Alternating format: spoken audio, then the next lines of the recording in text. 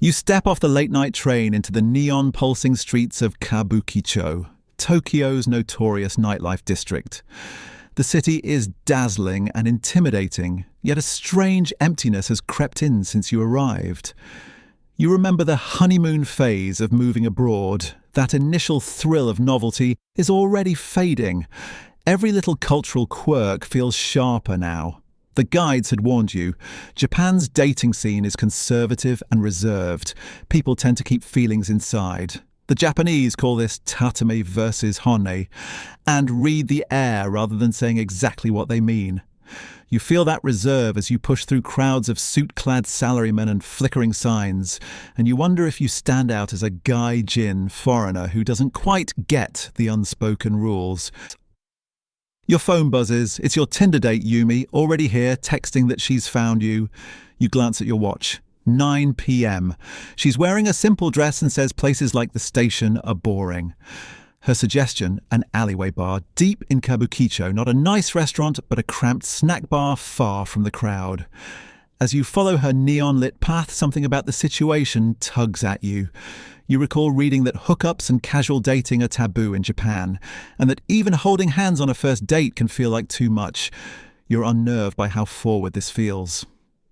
She ushers you inside a dimly lit bar. The tables are small, and the walls are close. A waitress smiles politely, but something is off. The prices on the laminated menu are absurd. 8,000 yen for a glass of sparkling wine, 20,000 for a single bottle of vintage sake. You freeze. Your heart skips.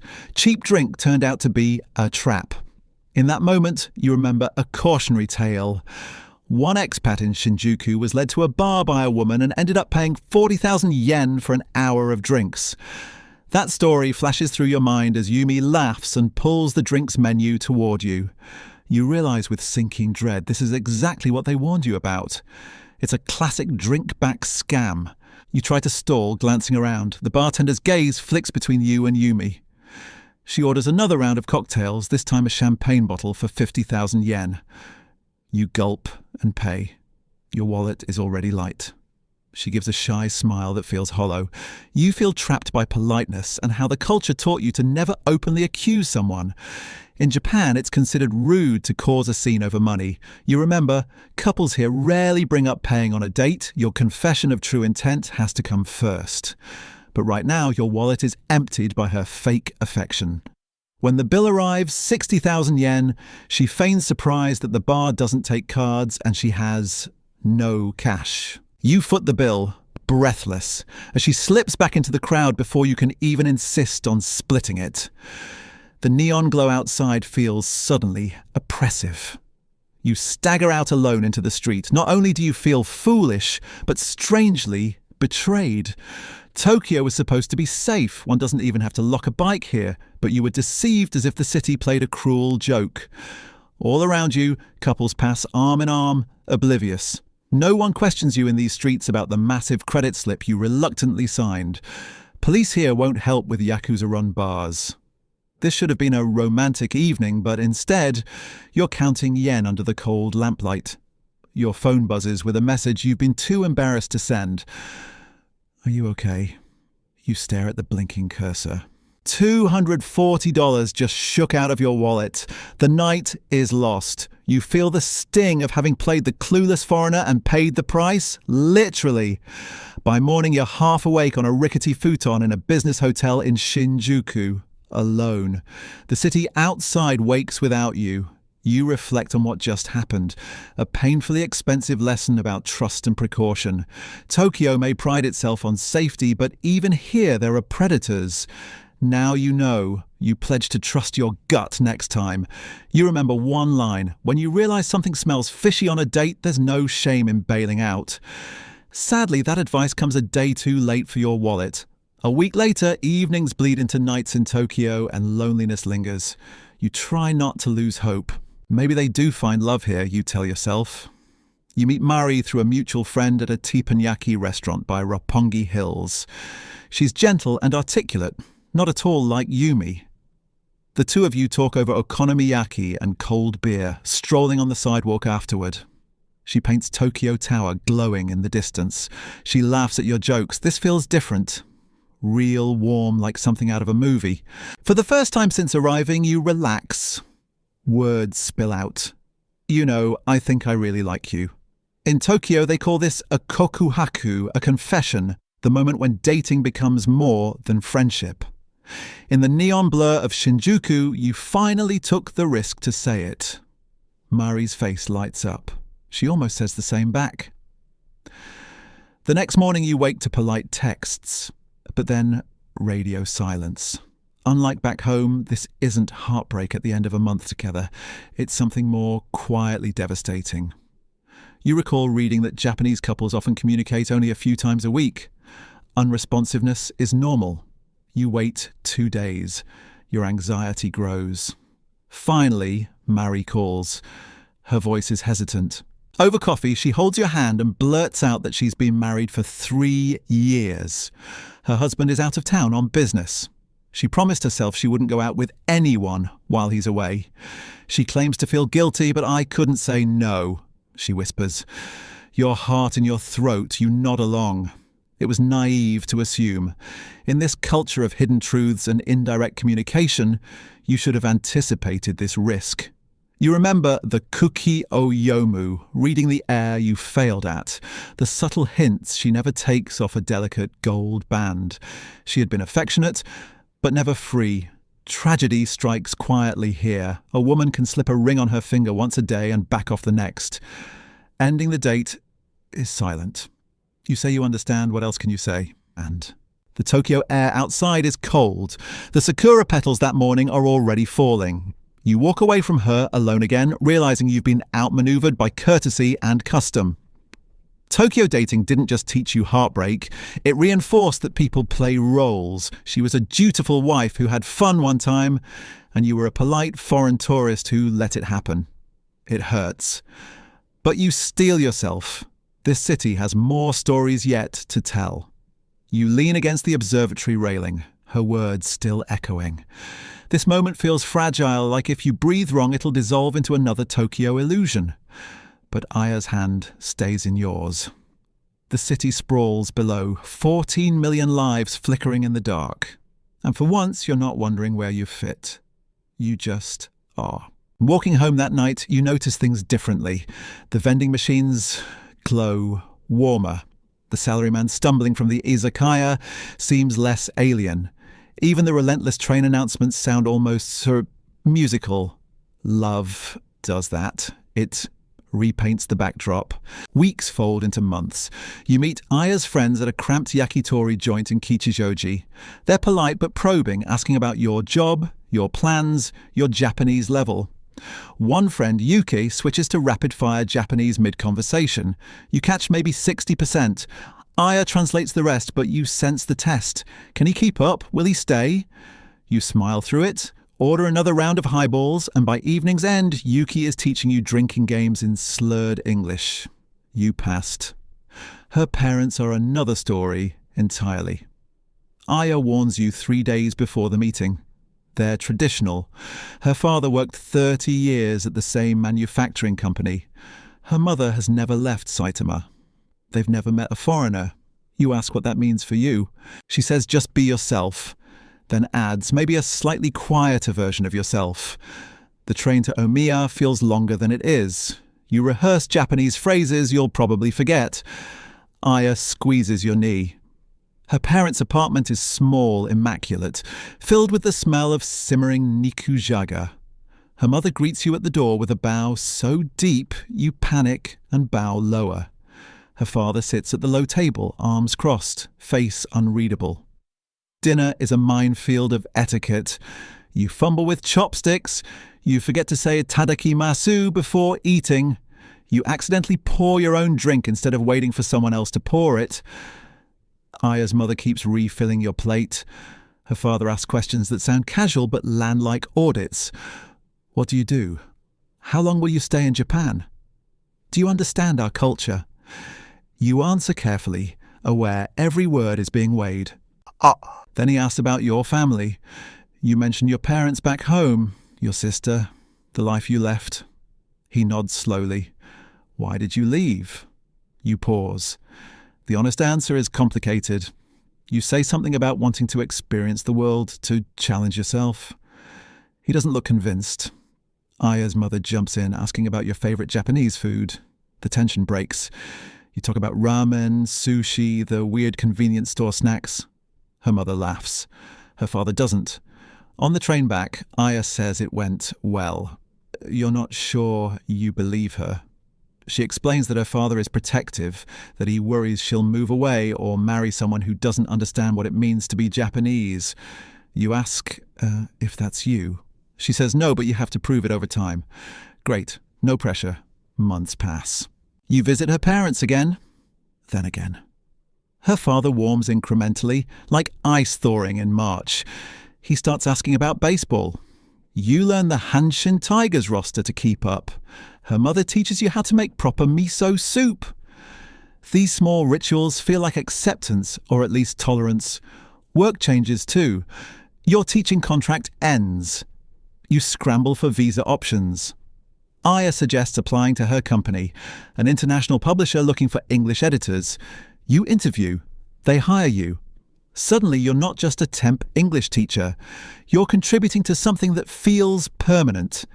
The visa gets renewed. Tokyo stops feeling like a place you're visiting. You move in together. The apartment in Nakano is tiny, one room with a kitchen alcove and a bathroom the size of a closet. But it's yours. Aya hangs curtains. You assemble a low table from IKEA. You argue about where to put the TV. It's domestic and mundane, and you've never been happier. Living together reveals things dating didn't. She's obsessively organized. You're chronically messy. She wants the futon aired every morning. You want 10 more minutes of sleep. She cooks elaborate meals. You survive on convenience store bentos. But you learn each other's rhythms. She stops commenting on your piles of laundry. You start airing the futon without being asked. One Saturday morning, you wake to her making tamagoyaki. The apartment smells like home. You watch her from the futon, moving through the kitchen with quiet efficiency. She catches you staring and smiles. You realize you want this forever. You buy a ring. Not expensive, just simple silver with a tiny stone. You plan nothing elaborate. No tower, no fireworks, no grand gesture. Just the two of you at Inokashira Park on a Sunday afternoon.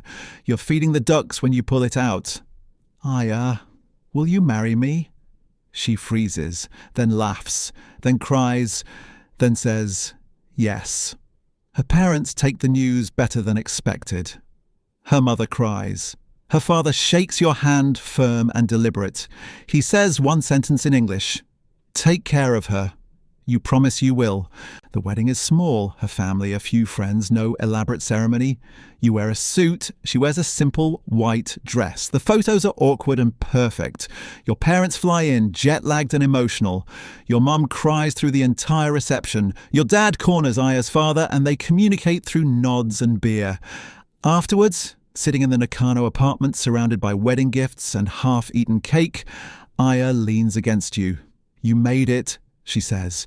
You think about everything that led here, the scam, the married woman, the language barriers, the loneliness, the slow, painful process of learning to read the air.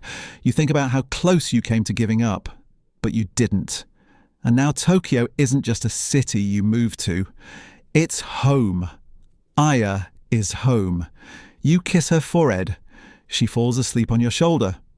Outside, the city hums. Somewhere out there, another foreigner is stepping off a plane, wide-eyed and hopeful.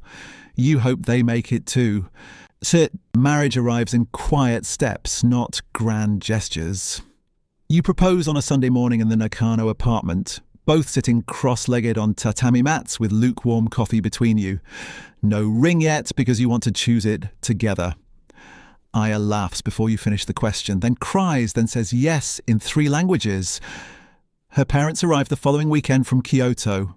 Her father sits across from you at dinner, methodical and silent, asking questions that sound innocent, but aren't. What do you do for work? How much do you earn? Where will you live in 5 years? You answer carefully, knowing this is an audit disguised as conversation. Her mother refills your tea constantly, smiling with genuine warmth that suggests she's already decided you're acceptable. The wedding happens in spring at a small shrine in Kyoto. Cherry blossoms falling like confetti nobody ordered. Your parents fly in jet-lagged and emotional. Your mother cries at every transition. The airport, the hotel lobby, the rehearsal dinner, the ceremony itself. Aya's aunt hands her tissues without being asked, and somehow that gesture becomes the foundation of an unlikely friendship between two women who share no common language but understand tears. The reception is modest. Two families sitting across from each other communicating through nods and appreciative sounds over food. Your father and her father sit in companionable silence for an hour, later both describing it as a meaningful exchange. Visa renewal becomes straightforward with marriage sponsorship. Your teaching contract ends, replaced by an editor position at an international publisher Aya works for. Suddenly you're not temporary anymore. The apartment in Nakano expands slightly, upgraded to 2 rooms and a kitchen where 2 people can stand simultaneously without coordinating movements. You buy furniture together, a low table from a flea market, a bookshelf assembled incorrectly twice before getting it right. Curtains Aya insists have character, despite being beige. The neighborhood learns your face. The convenience store clerk stops asking if you need chopsticks. The izakaya owner 3 blocks over starts calling you by a nickname you don't fully understand, but makes regulars laugh when he uses it. Aya's pregnancy arrives unplanned but not unwelcome. She tells you on a Tuesday evening while folding laundry, casual as reporting the weather. You freeze mid-fold, a shirt dangling from your hands. The next months blur into hospital visits, parenting books in 2 languages, and assembling furniture designed by sadists. Hana arrives on a rainy October morning. The nurse places her in your arms, this entire person who didn't exist yesterday and now defines everything. She weighs 3 kilograms. She has Aya's nose in your ears and an expression of pure outrage at being born. You don't sleep for 3 months. Nobody does. The apartment becomes shifts and collapses, passing Hana between you like a relay race against exhaustion. Aya's parents visit for 2 weeks. Her mother takes night shifts without asking, and you nearly weep from gratitude because you've forgotten what 90 consecutive minutes of sleep feels like. Her father holds Hana once, carefully, both hands supporting her like she's constructed from something rare and breakable. He looks up at you over her head and nods once. Something in his expression shifts. The audit is over. You passed. Hana, at 6 months, grabs your finger and refuses to release it for 20 minutes. Your arm goes numb. You don't care. Hana, at 9 months, says something resembling Papa if you're generous with interpretation. You're extremely generous. Aya claims it's just random sounds. You buy a cake anyway. Hana, at 1 year, takes 4 steps across the living room, falls into your arms and looks up like she just invented walking and wants recognition. You give her everything. Bedtime becomes ritual. Same book every night. Guri and Gura.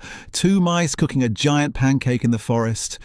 Hana doesn't understand the words yet, but recognizes the rhythm. You do the voices. Aya watches from the doorway sometimes, smiling in a way that makes you feel like you've gotten something fundamentally correct. Hana falls asleep on page 11 every time. You keep reading pages 12 through 26 to yourself because stopping mid-story feels wrong, even when your only audience is unconscious. Saturday mornings become sacred. Nobody has anywhere to be. Aya makes tamagoyaki because Hana loves it. You make coffee badly. Hana sits in her high chair distributing rice across every surface within reach, convinced the floor is an acceptable plate. You eat together. Clean together. Walk to the park where Hana points at dogs and says a word that means everything and nothing. You carry her on your shoulders. She grabs your hair. You pretend it hurts. She laughs that surprise laugh, exactly like Aya's, like happiness just showed up uninvited, and now she has to deal with it. Years pass in small moments that feel enormous while living them. Hana's first day of kindergarten. Aya's promotion at work, your naturalization ceremony where you officially become a permanent resident. The ugly lamp from the flea market still sits on the shelf, dented and inexplicably beloved. The apartment fills with Hana's drawings, mismatched furniture, and the accumulated evidence of a life built deliberately from nothing. You think sometimes about that first night in Kabukicho, the scam that cost you 60,000 yen and taught you suspicion, about Mari and her hidden wedding ring, the quiet devastation of courtesy weaponized, about how close you came to leaving Tokyo entirely, defeated by loneliness and cultural barriers you couldn't decode. But you stayed. You learned to read the air, to sit in silence, to understand that love here is proven through consistency rather than declaration. Tokyo still moves around you, 14 million lives in 14 million small apartments. But now you're inside one of those lives instead of observing from outside. Hana sleeps in the next room. Aya reads beside you on the couch, her feet tucked under her the same way they were in Nakano. The city hums beyond your window, indifferent and eternal. You've become part of its endless story, one quiet chapter among millions. That's enough. That's everything. Dating in Tokyo as a foreigner isn't the anime fantasy you imagined on that first night in Kabukicho. It's messier. Expensive scams that drain your wallet and your faith in people. Married women who forget to mention their rings. Weeks of silence that feel like rejection but are just normal communication patterns. Cultural codes you can't crack no matter how many guidebooks you read. The city doesn't owe you romance just because you showed up with a suitcase and a dream. But if you stay long enough, if you learn to sit with the discomfort instead of running from it, something shifts. You stop expecting Tokyo to adapt to you and start adapting to Tokyo. You learn that love here is quieter, slower, built through small consistencies rather than grand declarations. That reading the air isn't manipulation, it's consideration. That the right person won't make you feel like you're constantly translating yourself. The city that seemed cold and indifferent on that first night becomes home. Not because it got warmer, but because you learned how to find warmth in its particular way of being. Every failed date, every cultural misunderstanding, every moment you wanted to give up, they all taught you something about patience and humility and what it actually means to build a life somewhere that wasn't designed for you. Tokyo is still spinning. 14 million people in 14 million small stories. Some of them end badly. Some end with someone like Aya, hand in yours, watching the city lights from an observatory and finally feeling like you belong. You can't control which story you get. You can only decide whether you're brave enough to stay and find out.